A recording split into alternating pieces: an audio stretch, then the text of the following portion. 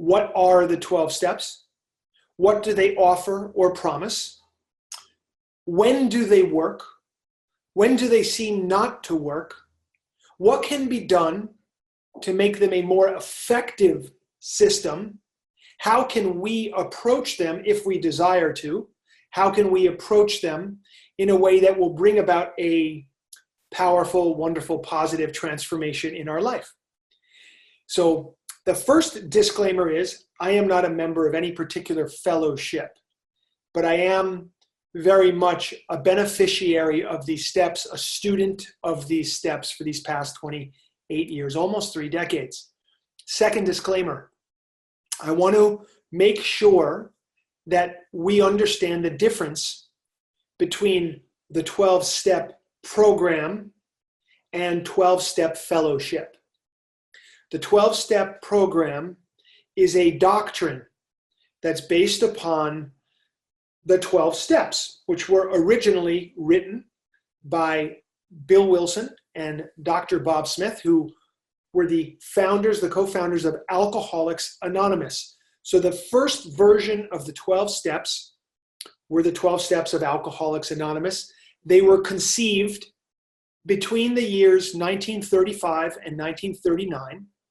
During that 4-year period, they were fleshed out and developed into a text known as the Big Book of Alcoholics Anonymous, which was released into the world in 1939. I have written and spoken quite a bit about this book, and I have said to people, I feel it's probably the single most important book of the 20th century, at least in the impact it had and the profound numbers of people that were healed, families that were healed, people who were able to move out of alcoholism into recovery, and of course then all of the other fellowships which adopted the 12 steps for their particular purpose or need.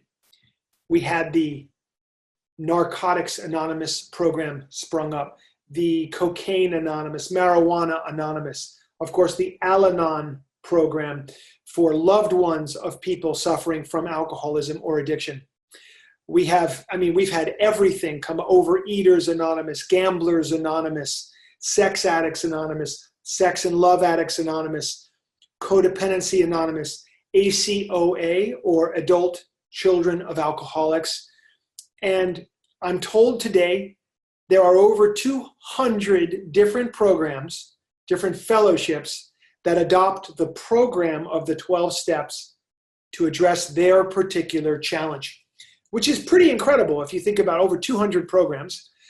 So the first thing we want to understand about this is you have a doctrine, which is represented by the actual text itself, the 12 steps, and the Big Book, or the text from the fellowship of your particular choice. So for example, Narcotics Anonymous, NA, has the basic text of NA. Alcoholics Anonymous has the Big Book of Alcoholics Anonymous. Adult Children of Alcoholics have what they call the Little Red Book, and on and on and on and on. Many of these 200 plus fellowships have created a text that brings the 12 steps into a text format to address the particular idiosyncrasies of that particular problem that they're addressing. Are you guys with me so far?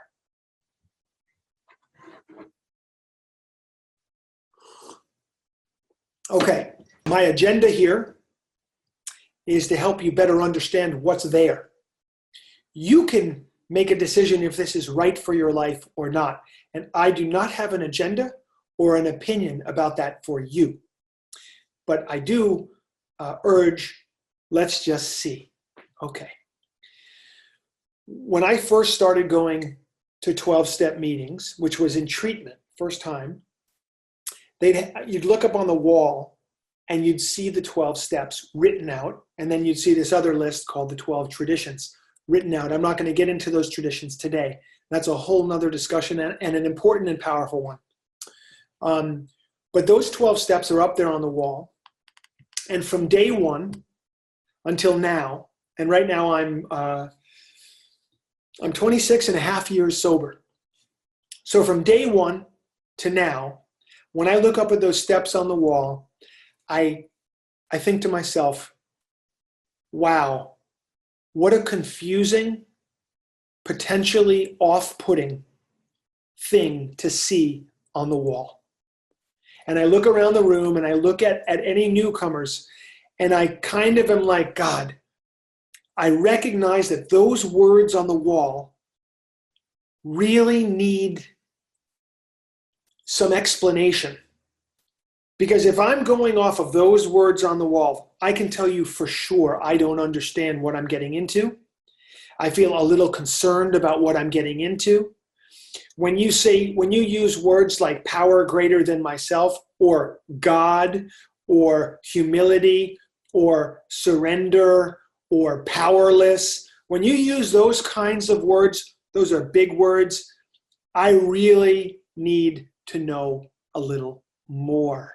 So I want to preface this by saying, it's an intimidating list. So let's start with number one, and let's try to debunk some of the confusion and the myths, and let's try to get to some of the truth of the matter. Of course, the truth is going to reveal itself to each one of us in the way that it does it. Okay? Step one. We admitted we were powerless over addiction, or over the object of our addiction. You can substitute whatever word you want in there. If it's alcohol for you, we admitted we were powerless over alcohol. If it's drug addiction, we admitted we were powerless over drug addiction. Gambling, sex, technology, on and on and on and on, food, whatever it is, you substitute that word in, okay? I'm just going to use the word addiction. We admitted we were powerless over our addiction, that our lives had become unmanageable. Okay, great. Right here, we come to the first problem that most people have in adopting and getting very excited about the potential that awaits you on the other end of these steps. Most of the problem here is that one word. You guys know the word. It's right here in this first step. What is the word that people have trouble with? That's right.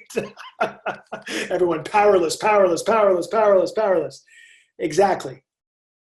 We are not necessarily drawn naturally to state our powerlessness over anything. So when we see that word, we're going to need a little help. Here's what I suggest. And I suggest this for you, if it helps you.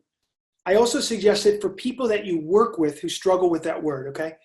I'm going to take the word powerless and I'm going to split it into two words, power and less. And then I'm going to reverse it. Now, instead of powerless, we have less power. So for me, the first step is admitting I have less power than what is needed to overcome the challenge that I'm facing right now. Makes it sound a lot less dubious, doesn't it? A lot less evil, a lot less, well, it's much more manageable to say I have less power than what is needed for me to overcome this particular challenge I'm facing. Okay, so that right there can help a lot, all right? I admit, and I have no problem admitting, that this thing, let's just say you're getting sober and you've been facing an addiction, and let's say the addiction, like my addiction at the end was let's just say drugs in general. Okay, so I had big problem with drugs. So I had no problem admitting that I had less power than what was needed to overcome my drug addiction. The reason I had no problem admitting that was because I had proved that to myself over and over and over and over again. There's no question to me that if I'm going to overcome this thing, somehow I'm going to have to access more power. I don't have what it takes. I've tried so many times, it's clear to me. So that's good, first of all, to know you've got that first piece. Then you come to the second piece. My life being unmanageable. Well, my life certainly at that point was miserable, very unhappy, very confused. I was very immature in certain ways, couldn't pay my bills, couldn't hold it down. couldn't do certain things that we might take for granted that a 20-year-old or a 22-year-old kid could do, but I couldn't do those things yet. Somehow I was unable. And what it felt like to live life as a drug addict, particularly at the end, and then for a little while into my recovery, it felt like I really couldn't manage my affairs. Life felt like it was bigger than me. There was really this feeling of, wow, I feel like I'm under a tremendous weight, and the stress of it is incredible. That stress piece of addiction, which everybody in this room probably knows firsthand. So it was easy for me to admit that I had less power than what was needed and that my life was unmanageable because of this problem. That because of my drug problem, I could see life had piled up on me in a way that was going to be too much for me to handle on my own. Okay? So first step, no problem. Now, keep in mind, doing the work of the first step and doing the work of all 12 steps is done with a sponsor, with a guide, hopefully a wise person that you find at a meeting, somebody that has been through the steps, and they have their game together. And when they speak and the way they carry themselves, it's something that's attractive to you. And you say to yourself, wow, I'd like to connect with that person. I wish I had the kind of confidence that they have. I wish I had overcome my addiction the way that it seems they have. Maybe I'll work with that person. You go and you ask them and they sponsor you. Now, when you work with a sponsor on the first step, and remember, it's always different because no two people are alike in their approach.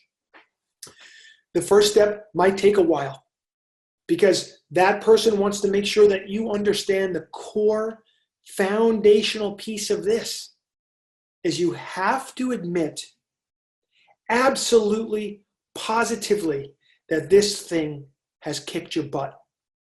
Because if you have that foundation of understanding this thing has kicked my butt and no good will come from me in my relationship with drugs, no good is going to come for me from this point for the rest of my life, one day at a time. I am not going to be able to gain benefit through a relationship, an active relationship with drug addiction in my life. If you get that, if you really get that in the bones, in your marrow, in the cells of your body, that is going to be all the foundation you need to really begin an honest and true recovery. We come to step 2. Now, step 2 is interesting, really interesting. See, we've admitted that we have less power than what's needed. So step 2 says, we came to believe that a power greater than ourself could restore us to sanity. Well, it's almost like if you understand the first step and the way that I'm laying it out, it's almost like, well, of course. Yeah, I just admitted to you that I have less power than what's needed. Obviously, I've come to believe that something that has more power than me is going to be necessary for me to be restored to sanity. I'll break the step up into the 3 things that it is asking us to accept. This step is asking us to accept 3 things. Number 1, it is asking us to believe that there is such a thing in the universe as a power that's greater than us. If we are stuck in the idea that we are the greatest power there is, if we have that kind of ego, if we can't step outside of ourself and our confusion to see that there are forces and powers that are greater than we are as individuals, we are going to be stuck. So the first thing this step is asking us to accept is that there must be some source of power that's greater than me. When I'm working with a person, what I ask them to consider is this. You and me working together to solve a common problem that we share is more powerful than either you or me working alone. Right there, this means that you and me working together is already us tapping into a power greater than ourself. Right there. We have not had to use the G word. We have not had to talk about spirituality. We have simply said that you and me together is going to be a more powerful thing than either one of us working alone. If you want to get better and I want to get better, you want me to get better and I want you to get better, we can work together and that's going to be more powerful. That means we're tapping into a power greater than ourselves, and that's the first premise of this step. Second premise, okay? If there's a power greater than us, we have to next ask ourselves, why would this power even be aware of me? I don't understand. And this is where people get caught up in religion, religious perspective on this step, or spiritual perspective even on this step can be very confusing. We get into our head and we're thinking to ourselves, well, wait a minute. You're saying that there is a power greater than ourselves. Okay, you must be talking about God. Well, I could be talking about God, but not necessarily. What if you don't believe in God? Well, clearly that's not going to be a power greater than you, is it? That's going to be tough for you. What if you don't really relate to this idea of a power greater than yourself? That's going to be tough for you.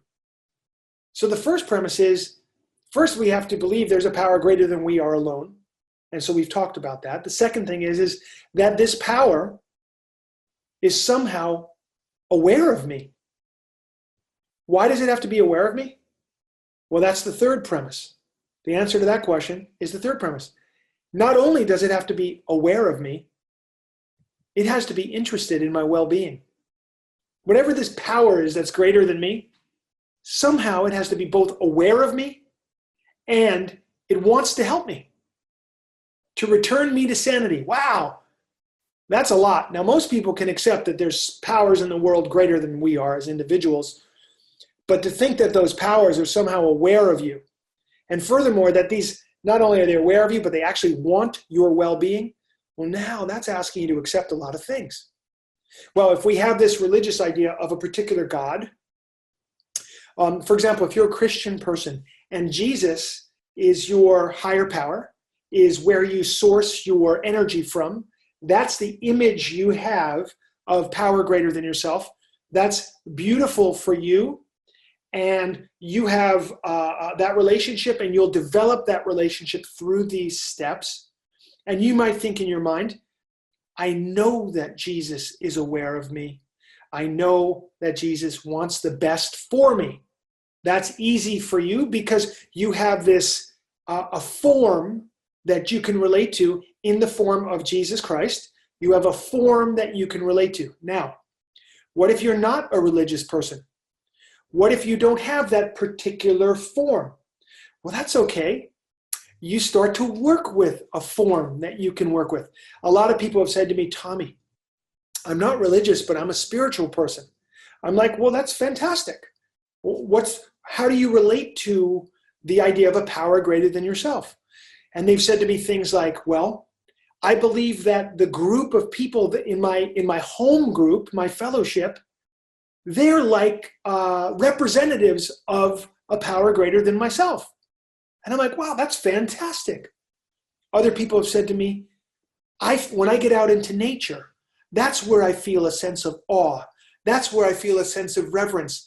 And I feel that nature, in my relationship with nature, that nature is aware of me. I even feel that nature desires that I live to my fullest capacity, that nature itself is interested in my well-being. And I think that's just fantastic. And so whether you're a religious person, whatever religion, I honor that. That's a beautiful thing. The steps are going to help build your connection with the form of God that you relate to. If you're a spiritual person, the form of great higher power or great spirit, whatever your word for that. And if you're an agnostic and you're not really sure what's going on, no problem at all. You and me working together is us tapping into a higher source. And here's the thing, in the land of personal development, in the land of quantum physics, scientists are starting to realize when we tap into a sense of gratitude, our life goes better. When we tap into a sense of affirmation, when we use affirmation and we use positive thinking, we start to feel better. Immediately you can feel a feedback. You put something out to the universe, it comes back to you positively. At some point you have to recognize that's the universe being aware of me and wanting the best for me. So no matter where you are on this path, you could be into a god of a particular kind, goddesses of a particular kind, this god, that god, higher power, great spirit, the divine, universe. You might not be into that at all, but just be into a more scientific, practical approach to life. There's a room for everybody on this path. The feedback the universe gives you, when you put positivity in, you get positivity out. It's just sort of the way it works down here. And you probably have noticed that. So you're going to be able to see there is a power greater than you. It is aware of you. And not only is it aware of you, it wants the best for you. It will restore you to sanity or to health. This brings us to step number 3. In step number 3, we make a decision to turn our will and our lives over to the care of this higher power as we understand our higher power. You might refer to it as God, as the word God is used in this step. Made a decision to turn our will and our life over to the care of God as we understood God. Okay? You might appreciate that use of that term God. That might work for you. But if you come with religious prejudice, as so many people do, you're going to be looking at step 3 and you're going to think, oh my God, there's that word, there's that word, there's that word. I don't know what to do with that. Okay, look, in the first step, we admitted that we had less power than what was needed. In the second step, we figured out, hey, we can tap into a greater source of power. And if we do that, we're going to be returned to health. Then you come to the third step. Okay, now you're making a decision to turn your will and your life over to the care of this greater source of power. What does it mean? First of all, let's look at the word decision. This word decision is very important. The root of the word decision is decise. Decise. And then decise means to cut away. To cut away. And isn't this the problem with making a decision for most of us? When we make a decision to do something, we give something else up. So what are we doing right now? What are we doing right now? In this third step, we make a decision to turn our will and our life over to the care of this higher power. What are we giving up? We're giving up the misunderstanding that we are in control of the outcomes of things. We have to take certain actions in our life, but the outcome of those actions is in fact not in our hands. We have to let go of outcomes. We do want to take the right actions. We do want to move in the right direction. We want to build our intuition so we know what the right way to go would be for us. But we need to let go of the outcomes of things. We make a decision to give up our own misunderstanding, our own ignorance. And we step into this new way of living. It sounds like this. And any of you who have been in 12-step rooms, at some point you've probably heard taking life on life's terms. What that means is whatever life presents to you, you accept it as what you were supposed to be presented with at that point, even if it's painful and difficult. In every painful, challenging difficulty that we face in life, there's a gift. There's a gift in there which will help you expand your awareness, expand your consciousness, help you learn and grow. So even the challenges of our life, when we make this decision to turn our will and our life over to the care of the universe, what we're saying is, what I experience in my life, I accept as necessary. And not only necessary, I accept it as helpful, even the challenging things. So taking life on life's terms, you can see, is the opposite of the way a drug addict would behave. Now, I speak for myself. As a drug addict, I always tried to control the way that I felt. I always try to control the circumstances of my environment. And I try to get everything to line up just the way I think I need it to line up so that I can then be comfortable and happy in my life. Of course, what happens is it never quite plays out that way. In fact, the outside world very rarely, if ever, arranges itself to the whim of my ego. I want this. I want that. Why can't it be like this? I can't believe what happened to me. All of the things that we say when we're in the energy of being a victim. And while we're in the energy of being a victim, we're stuck right squarely smack dab in the frequency of addiction. So in recovery, it's this different thing as we face step 3 right here. We make a decision to let that go now. I am letting go. I am, rather than trying to arrange life, I'm going to change the way I think. I'm going to work on acceptance. I'm going to work on forgiveness. I'm going to work on my program of growing one day at a time without drugs and alcohol and other addictive behaviors in my life. And I'm going to see how that change in that mental transformation, how will that translate into me moving into a better place in my life, a more grateful, healthful, loving, connected place. So that's step 3. Now, you guys, check this out. Check this out. Do you know about, what do they call it? The old 3-step? You know about the recovery 3-step dance? You know about that one? Anybody know that one?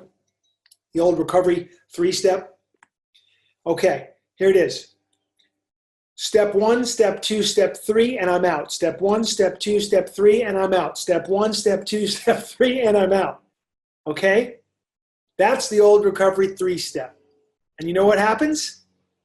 An incredible amount of pain and suffering. People relapse.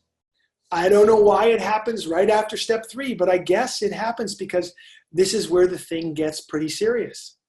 Serious meaning, when you do step 3, you are basically saying, I am no longer going to depend upon the crutches of the outside world, but I am going to walk through this archway now, and I'm going to develop myself into a person that can handle anything the world throws at me. And people get pretty scared of that because we're not in the habit of behaving that way. So right at the beginning, people are like, all right, I did step 1, it was great. Step 2, it was great. Step 3, great. I'm out. Now, when people go out, what happens is, provided that they survive, they usually, hopefully, will come back. And they come back a little wiser, a little more beaten up, a little more ripe for the work that's ahead. Because the very next thing that's coming, when we take that 3rd step seriously, now we're told for step 4, we have to follow this up with some action. We gotta follow this up with some action. What's the action? We look at the things in our life that have gotten in the way of us being more accepting of life on life's terms. And so the process of this 4th step is very, very, very, very powerful. It's something that I say to everybody, whether you are an addict or not, whether you are a person who deals with substance use disorder or any kind of disorder or not. Do the 12 steps so you can at least do a fourth step in your life. It's that powerful. It is so, so, so, so good. Okay, in the fourth step, it doesn't tell us, write down the history of your life. It says, look at your life through the chakra. Look at your life through resentments. Look at your life through your resentments. Okay? Look at the areas in your life where you hold on to negativity and pain. Look at those areas of your life. And then by looking at your resentments, you're going to be able to learn everything about yourself that you need to know so that you can move forward along this path and clear away those things. It's that simple. Now that's genius. That's a genius process that everybody should go through, to look back at their life, write it down in the columns just like it's described in the 12 steps. And let me tell you what I got out of the fourth step. I learned that I'm a human being. I learned that I have made a lot of mistakes.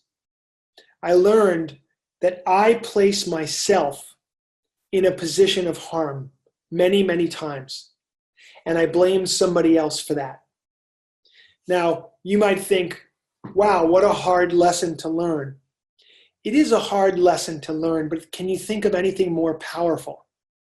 If you wanted to change the course of your life and you wanted to think differently, wouldn't you want to know where you were blind, where you had blind spots, where you misblamed someone else, where you could have shifted something towards the positive, but rather than do that, you held on to a resentment because you couldn't see clearly your side of the street. Well, this fourth step turns your gaze on yourself, and it puts the power back in you. Did you hear what I just said?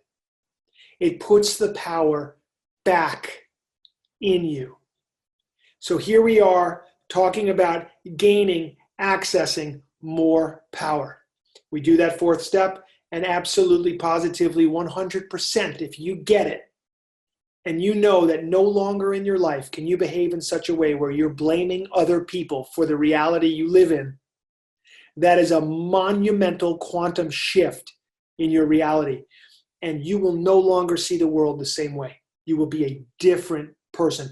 Incredibly liberating. Also in the fourth step, in addition to looking at your life through the lens of resentment, you are going to be made to look at your sexual history. So relationships and sex. You're also going to be looking at your fear inventory. What are you afraid of? Where has your fear dominated you to an extent where it caused you to take actions which were self-harming actions? Think of it. I'm frightened. Here's a few. Fear of not being enough. Fear of death. Fear of loneliness. Fear of economic insecurity. Fear of abandonment.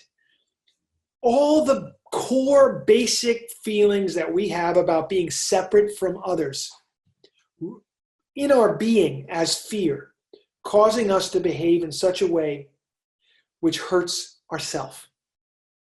What a wasted life to live a whole life like that. Well, here in the fourth step, we have an opportunity to uncover all of it. It shows us where our fears are, and we can now work on those fears. They come out of our subconscious, up to the conscious mind, and now we can work on it one day at a time. Otherwise, we're dominated by fear, theoretically, for the rest of our life. And what happens then? We act out unconsciously in ways that are hurtful to ourselves and others, and it never, ever ends. This is why I feel that what's going on, if you look out into the world, which is a lot of pain, a lot of challenge, a lot of fear, it's not about good and evil, or there are good people in the world, there's evil people in the world. I think it's conscious and unconscious. I think the conscious people are working on their stuff. They're working on bringing the subconscious mind up to the conscious and then working through the things that they now realize about themselves. The unconscious people are not doing that work. And so they're driven around by the painful, difficult, awful images and the weight of your subconscious mind. So it's conscious and unconscious. What would you choose to be? Well, anybody's going to answer that question of, I want to be a conscious person. Okay, this is the work. This is the way we do that, is we bring it up and we take a look at it. Now, once you have taken a look at it on paper, we come to the fifth step. The fourth step is not enough. We have to tell somebody else about it. We have to share it with the universe by speaking. Again, if you're a religious person, you're going to share it with God, and you're going to share it with another human being, probably your sponsor or your pastor or somebody very special in your life that can hear the most intimate details about your life. Now, you go through that process in the fifth step, and I will tell you that the sharing of it is powerful. It is, again, a game changer, not just to write it down, but to also share it. And as these thoughts are coming into my head, I want to make sure you get this. The fourth step is a place people often spend too much time. Sometimes I'll speak to people and I'm like, oh, you're in recovery. Fantastic. How long are you sober?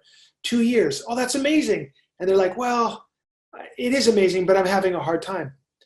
What's going on in your life? I say, well, it's just kind of hard to put my finger on it. It's I have some money problems. I don't really know what I want to do. But gosh, my family is very annoying. I'm having a hard relationship there. And I'm like, well, what step are you on? Oh, step 4. Well, how long have you been on that step? 18 months. I'm like, oh my God, you stayed in the fourth step for 18 months? No wonder shit is painful for you. You want to get through that fourth step quickly. You don't want to sit in that stuff, look at your resentments, and then just sit there for the next year and a half. Painful. So you want to do this work steadily. 1 hour a day, you'll be done in 2 weeks, maximum. And then you'll be able to do your fifth step. You'll share it with your sponsor and you, no matter how close you are, you're about to get a lot closer. And you're going to divulge that. And it's very likely that you're going to find out that no matter how horrible you think you are, you're not. You're part of the human race, and you've got flaws and challenges just like every other human being. You've made a lot of mistakes just like every other human being. And your sponsor is going to help you realize and help you see where your fears are and how you're going to work from this point forward. Beautiful. Great job, you guys. You made it through step 5. Now, right at the end of step 5, the way I did it, my sponsor put me on step 6 the next day. So I did step 5. I read through my fourth step with my sponsor. I went home. I reflected for a while. Did I miss anything? Did I leave anything out? No. I was as thorough as I could be. Great. Now step 6, okay? Now when you come to step 6, we were entirely ready to have God remove all these defects of character. Well, in step 4 and 5, you've been able to see where your defects of character are. I noticed that I've been kind of selfish in my life. I noticed that I've been a little self-centered. I noticed that I've been dishonest quite a bit in my life. And wow, all these fears that I've had. Yeah, I've got some defects of character. Do I want to hold on to them for the rest of my life? Hell no. What am I going to do? Well, first of all, I've got to be ready to let go of this stuff. I actually need to be ready to let it go. You might think, well, wait a minute, I don't understand. Why would I want to hang on to my dishonesty? Well, think of it like this. What if you had been dishonest to somebody very close to you and you didn't know how to straighten that out? What if you were in a habit of stealing and you were stealing for your livelihood in some way that could be construed as, well, I'm kind of stealing, but not really stealing. What if you're on the fence about this stuff? See, if your dishonesty directly relates to how you feel that you're earning a living, or how you feel your dishonesty might maintain a relationship, you might not want to let go of your dishonesty. Isn't that a trip? So you've got to become ready to let this stuff go. You know what that means? Trust, faith. You got to you got to dig deep into those things called trust and faith, because if you really trust this process, you'll go back in your mind, step 3. I made a decision to let go of outcomes. I made a decision to accept life on life's terms. I did that. I can't go back on that decision now. If I go back on that decision now, that's not going to lead to good places. So that means I've got one way, and that way is forward. I have learned a lot about myself. I have defects of character. I need to trust and believe that if I let go, if I become ready to let go of these defects of character, that somehow this force, this power, this greater power that I have tapped into here is not going to let me fall on my face. That somehow there's going to be a way through this. So many people get stuck right here at step 6. As soon as you become ready, and you could say beyond a shadow of a doubt, I'm ready to do this work. I'm ready to do whatever it takes to move forward on this path, to grow along spiritual lines, and to become a more useful, healthful, helpful individual. You're now ready for step 7. Here in step 7, it says, humbly ask God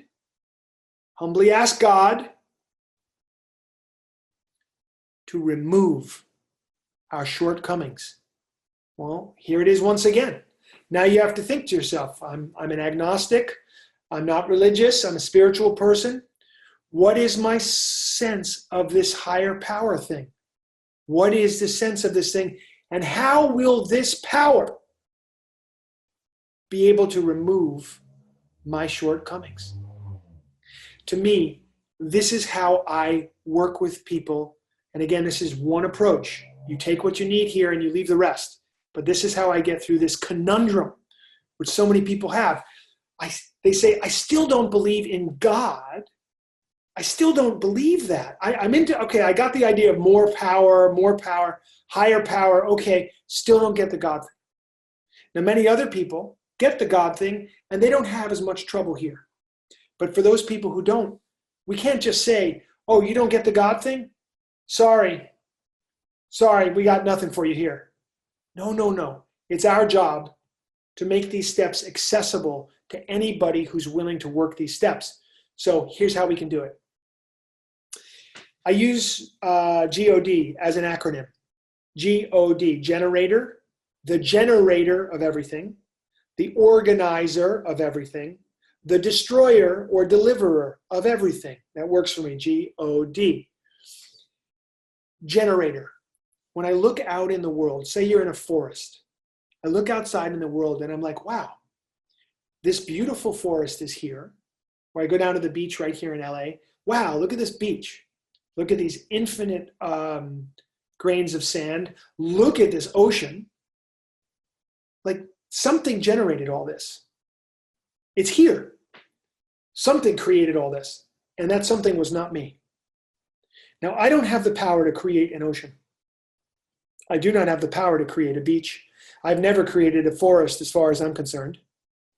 But something did. There's something generating the creations that we see in the world. And never mind outside, what about inside? Right this minute, my heart is beating. I'm not thinking about it. It's just happening. I have a pulse. I've got energy running through the cells of my body.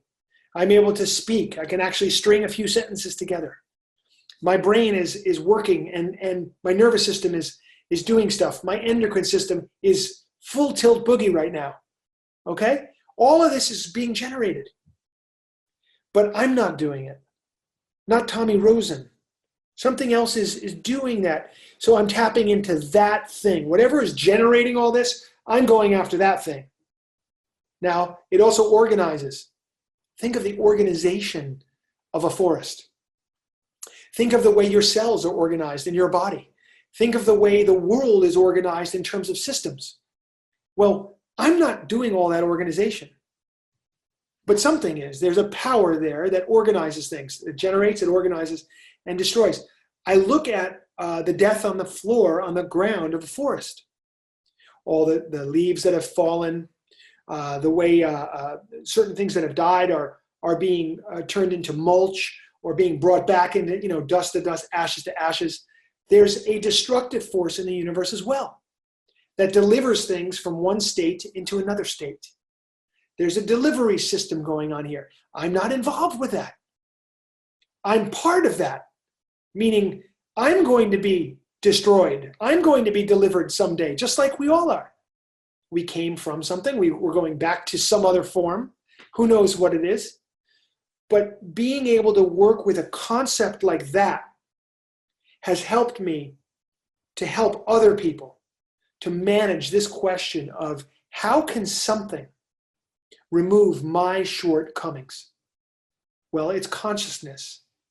I look at the universe that's being generated. I look at the universe that's being organized. I look at the universe that's being destroyed and delivered in changing state. And you know what I know about that universe?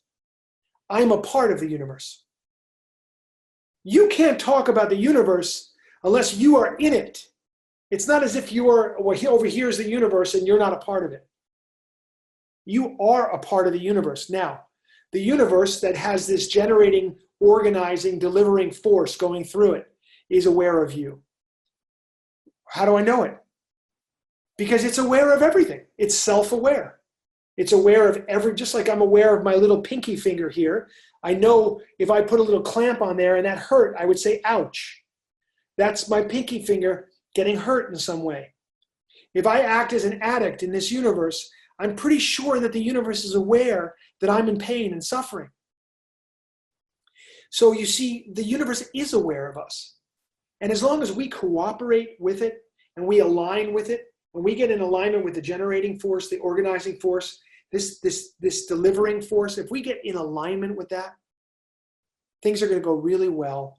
We're going to be able to move forward and transcend difficulty, which we used to think we had either no control over, we were victim over, or we thought the only thing in the universe that could possibly do something about our problem was us. No, that's us disconnected from the generating, organizing, and destroying force. So that helps me with step 7 here. I hope that makes sense to you and that you can use that in some way, if not for yourself, for somebody else that needs a little nudge in the right direction when it comes to step 7. Now, once you have asked the universe to remove your shortcomings, you have basically said, I am going to practice being a better human being.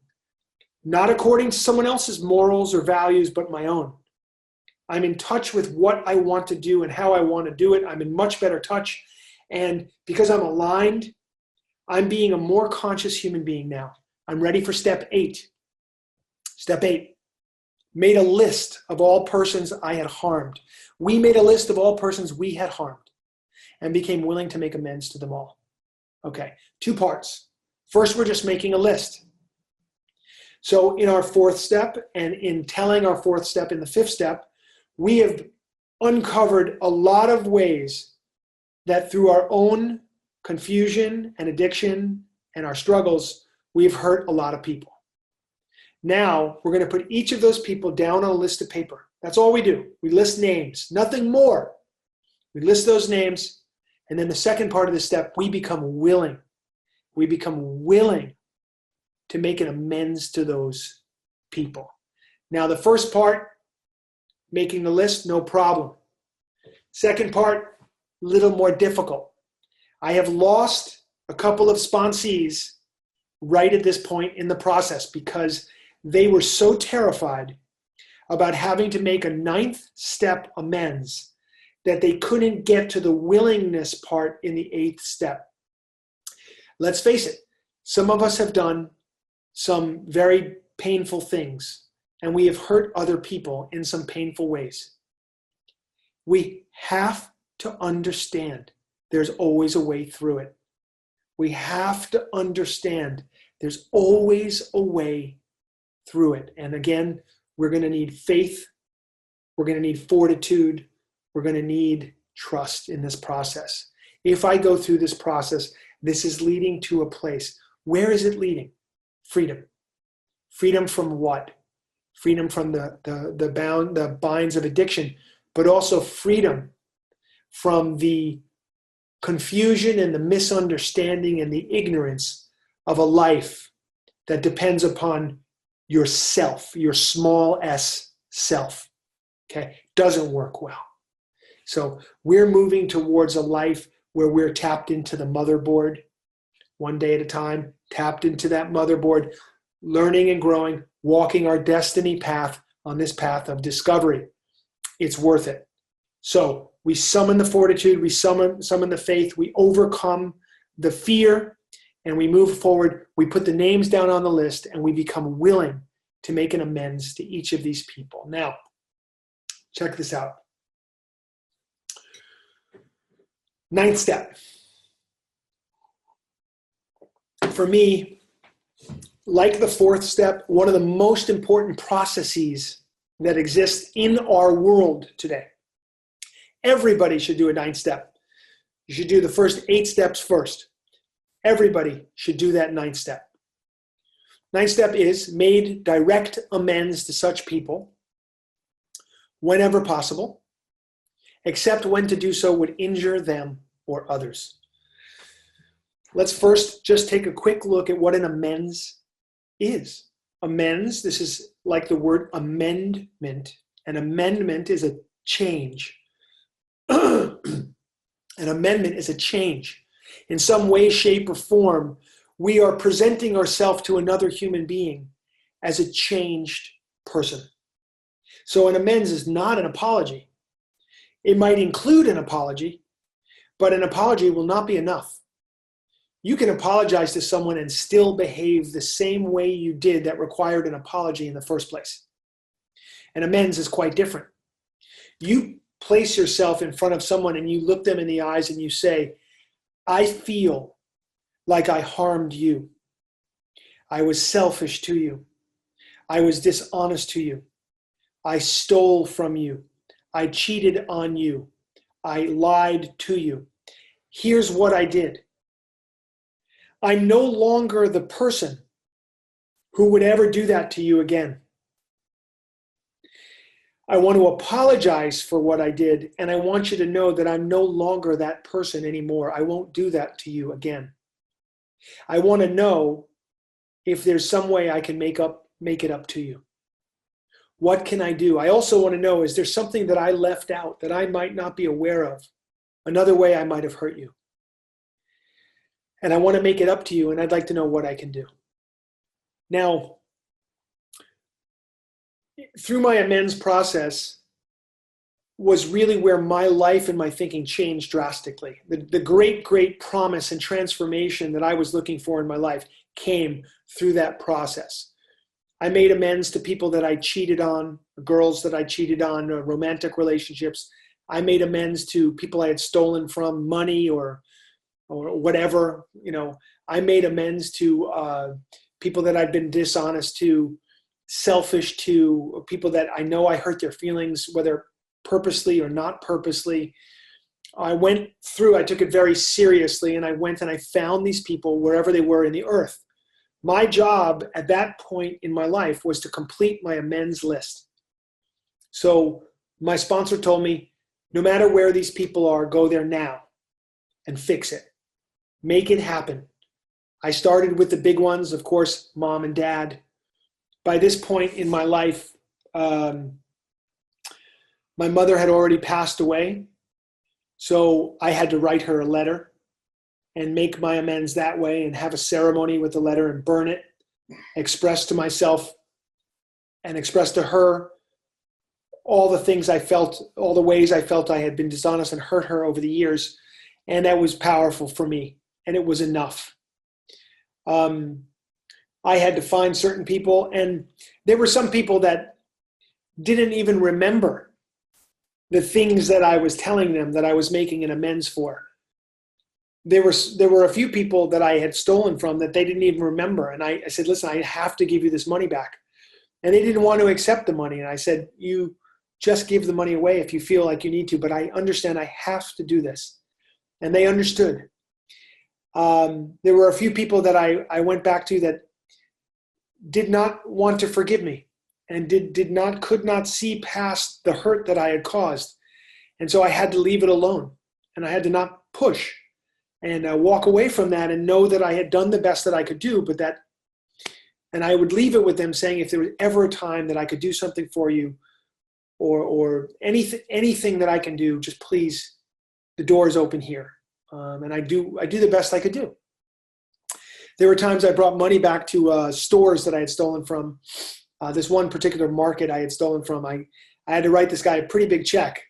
And he just this guy could not believe, he couldn't believe it.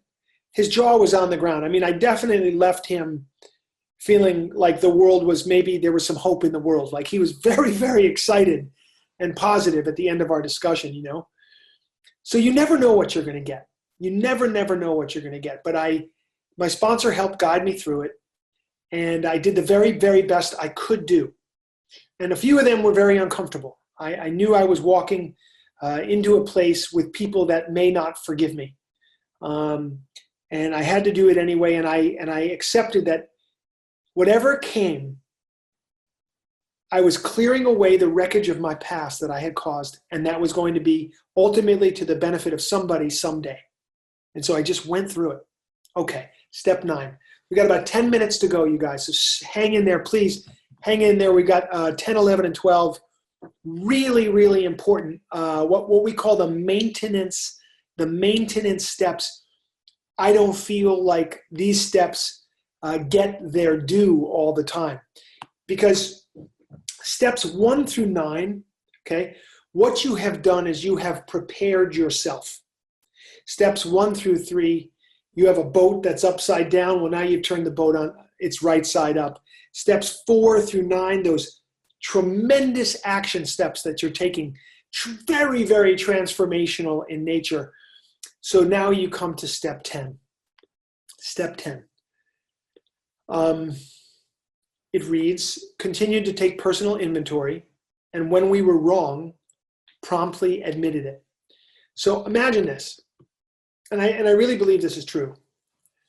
I believe our life, the quality of our life, the success that we have in life is determined, is set up at the beginning and the end of each day.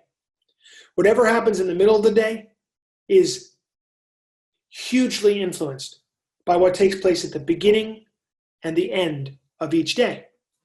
So with step 10, this is giving us an opportunity at the end of each day to review what took place that day. It's kind of like a mini fourth step, a mini fourth step that you can do each day. Amazing. So you do that, and you spend a few minutes at the end of a day and you review. Was I angry today? How were my stress levels today? How were my communications today? How was I with my family today? How was I with my wife or my husband today? Did I yell at anybody? Was I dishonest today? Is there anything that I need to clean up today so that I can go to bed with a clean slate, wake up tomorrow, and really be free? And wherever possible, even if you need to call somebody on the phone right at that moment, you do it. And you clean it up so that each day you're not accumulating more karma, not accumulating more unfinished business, not accumulating more negativity, but you're keeping that equanimity and you're keeping a clean slate so that the next day you can begin and be light and be free. Think of the power of a practice like that. Wow. It is genius. and not enough people do it. So each of us can benefit from this beautiful 10th step, to review the day and make a habit of it. Make it a practice that you do. And you will find you sleep better. You have more awareness. There's a certain, it's hard to explain this, and I certainly don't have any science to back this up, but your memory will improve. Because there's something about clearing away weight and like busyness that the circuits work a little better. Your memory, your focus, you're going to mentally be a little more capable than otherwise. So that's step 10, gorgeous. Okay, step 11. Okay, this is a real favorite of many people who have found the joys of yoga and meditation and prayer. Step 11 reads, sought through prayer and meditation to improve our conscious contact with God as we understood God, praying only for knowledge of God's will for us and the power to carry that out. So again, there's that word God, and there's also that word power. And so what we're doing is we're looking to expand upon the wonderful work that we've done to this point. And the methods we're going to use are prayer and meditation. Very simply, people might define prayer as a form of communicating with your higher power, with the generating, organizing, and delivering force. A way of communicating where you speak and you can express intention, express fear, express whatever you need to express in that beautiful relationship that you're working with. For me, I can't even say it's a morning and an evening thing. That's just sort of an all the time thing. I find that I'm praying all the time, pretty much out of necessity, because I appreciate that communication. So prayer is that output. Meditation, more of a, in the way I look at it as a yogi, more of an absorption into a state where the mind is at rest, where I get to contemplate and experience the fullness of multiple levels of my own being, and allows me to unlock awareness and consciousness and understanding at a level that I couldn't access without the tool of meditation. So sought through prayer and meditation to improve our conscious contact with all that is. So we're building awareness, we're raising consciousness, and we're using those tools. The last piece of the step, praying only for knowledge of God's will. So this is the flow. Think of it as flow of the universe. I'm interested in being in the flow. I don't want to swim upstream. I'm interested in being in the flow and being in acceptance of that flow of the universe. It doesn't mean we don't work for or fight for what we believe in. It means that we do so in a way that's flowing with the calling of our own heart and spirit. We're in alignment with what makes most sense to us at a very deep level. So we pray and we meditate to come more into that alignment and to connect more deeply and to build on this gorgeous and important relationship. Now, we come to the juice. We come to the juice. Wow. It's pretty amazing. Step 12. Okay. Here, I'm going to read it to you, and then we're going. So just stick with me. We got 3 more minutes. Step 12. Having had a spiritual awakening as the result of these steps, we tried to carry this message to alcoholics or addicts of any kind, and to practice these principles in all our affairs. Okay. First of all, we've worked these 12 steps, these 11 steps, and now we've had a spiritual awakening. We have an awakening. We no longer think the way we used to. We are a different person now. Completely new thing has happened for us, and we live as a person who's had a spiritual awakening. We now carry this message.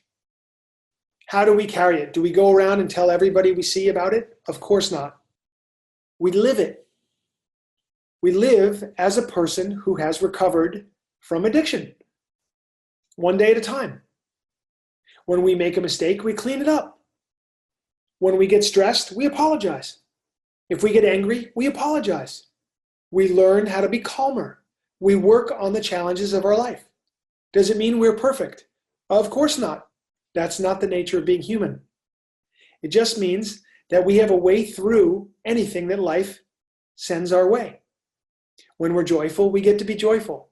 When we're sad, we get to be sad.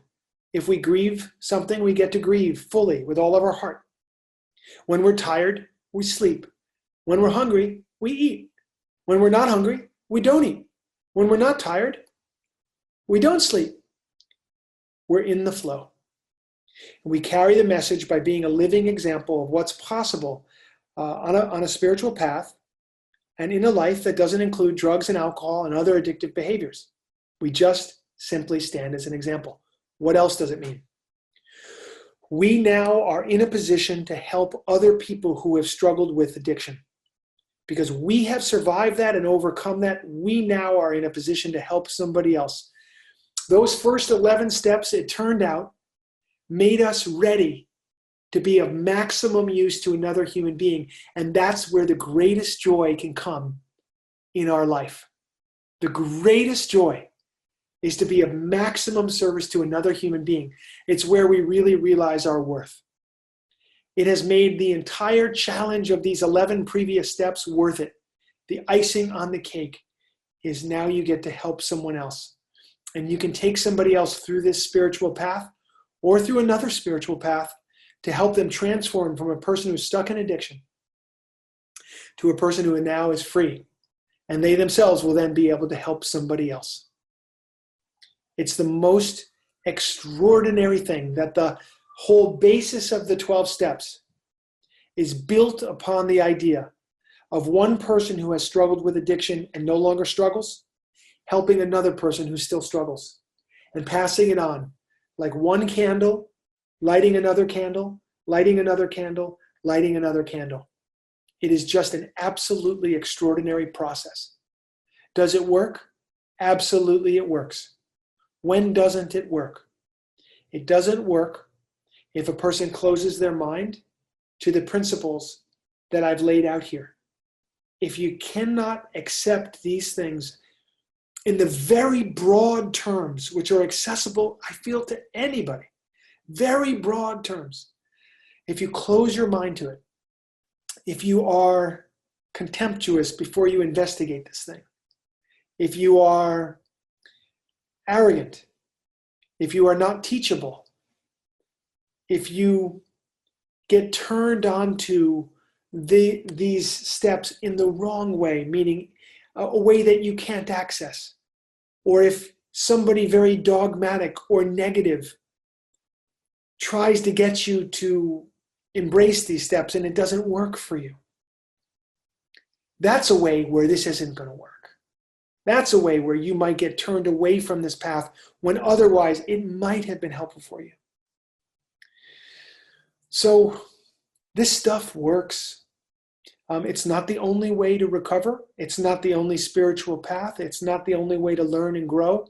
It's just a beautiful, effective, amazing path. I think we just have to get better at translating it for people who don't understand what it is and what to do.